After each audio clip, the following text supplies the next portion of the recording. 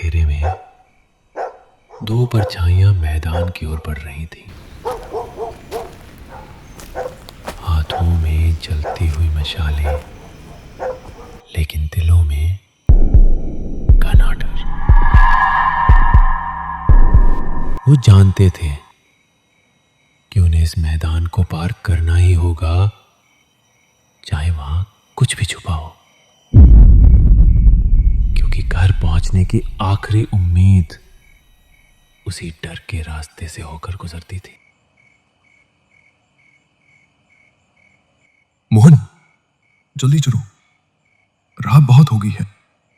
अगर और देर की तो गांव वालों को कल हमारी लाशें मिलेंगी। क्यों डरा रहा है? पहले से ही हालत खराब है मेरी, फटी पड़ी है। मुझे तुझसे भी ज्यादा जल्दी है घर जाने की। शहर गए थे, वहीं देर हो गई। रंडी, रोना छोड़ो अपना और चलो, अभी मैदान भी पार करना है। अगर और देर हो गई तो दोनों का मृत्यु भोज ही होगा। हाँ भाई, चल रहा हूं ना मैं। तू भी डर मत, और हमें भी मत डरा यार। अच्छा, तो तुम भूल गए 10 साल पहले क्या हुआ था इस मैदान में? यह सुनते ही मोहन का चेहरा पीला पड़ गया, पसीना टपकने लगा, गला सूख गया, कांपने लगा। उस रात को कैसे भूल सकता हूं भाई? वो कितनी भयानक रात थी। उसी रात के बाद तो लोग कहते हैं उस पंडित की आत्मा वहां भटक रही है। अबे चुतिए, नाम मत ले उसका। तू जानता है उसका नाम लेना भी खतरनाक हो सकता है हमारे लिए। तभी उन दोनों को महसूस हुआ जैसे कोई और भी उनके साथ चल रहा हो,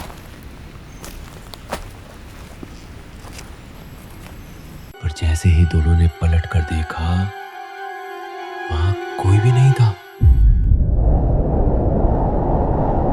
थोड़ी ही देर में जब दोनों मैदान के बीच में पहुंचते हैं, राघव पलट के देखता है, मोहन गायब था।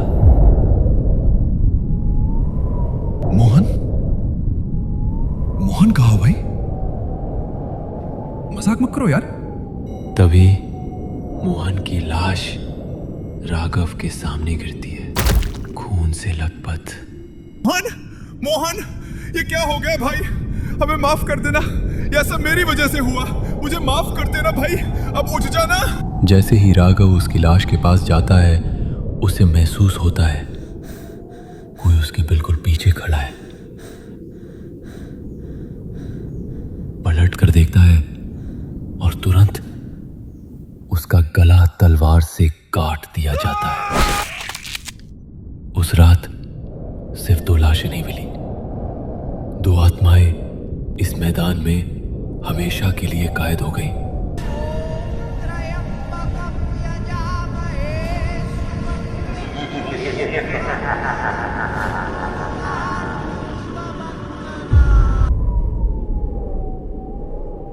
आखिर कौन था जिसने राघव का गला काट दिया, जिसने मोहन को मार दिया?